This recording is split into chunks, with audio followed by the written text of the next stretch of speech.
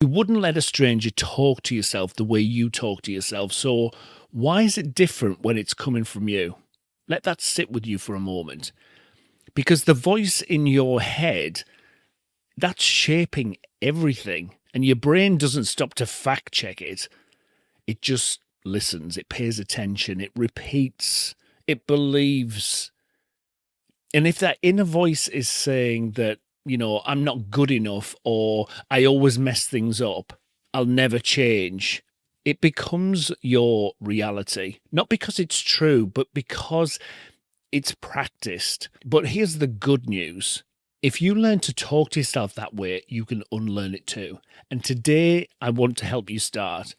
Negative self-talk doesn't just make you feel low, it rewires your choices, it shrinks your decisions, it convinces you to settle for less than what you want or what you deserve.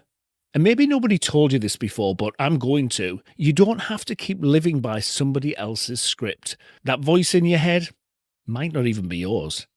It probably isn't. It could be an echo from years ago, from a teacher, a parent, or a moment of pain that didn't get processed. And that's not your fault. But what you do with it now, that's where your power lies. That's where it lives. And I've been there. I used to spiral constantly. I had big ideas, real plans. But the second I thought about putting them out into the world, the voice would kick in. What if you fail? What will people think? You're not ready.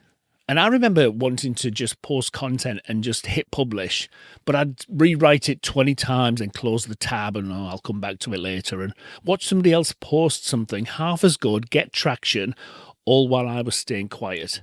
And I wasn't mad at them. I was mad at me because I knew that I was letting the fear win. And that's when I realized that this wasn't about productivity. It was about the story I'd been telling myself for years. So I rewrote it. Let me show you how you can do that too. The first thing I want you to do is catch the thought before it catches you. You can't change what you're not aware of. So for the next 24 hours, I want you to try this. I want you to notice every time that you talk down to yourself. Don't judge it, just catch it. This isn't an excuse to give yourself even more grief.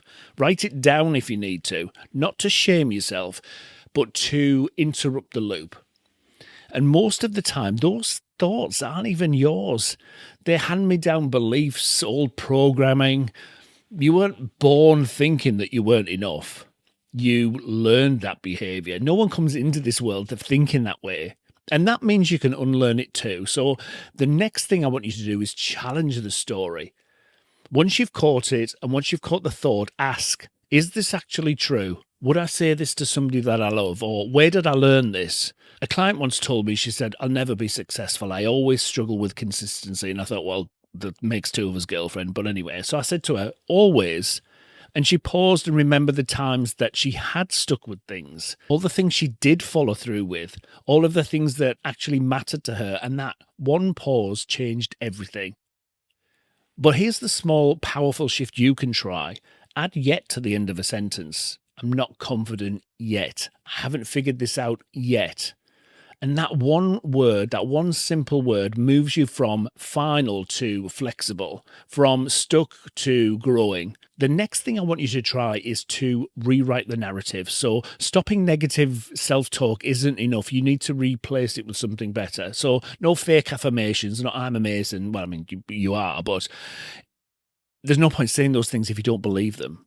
So I want you to try it with something grounded, something kind and true. So instead of, I don't know, I always mess up, say, I'm figuring this out.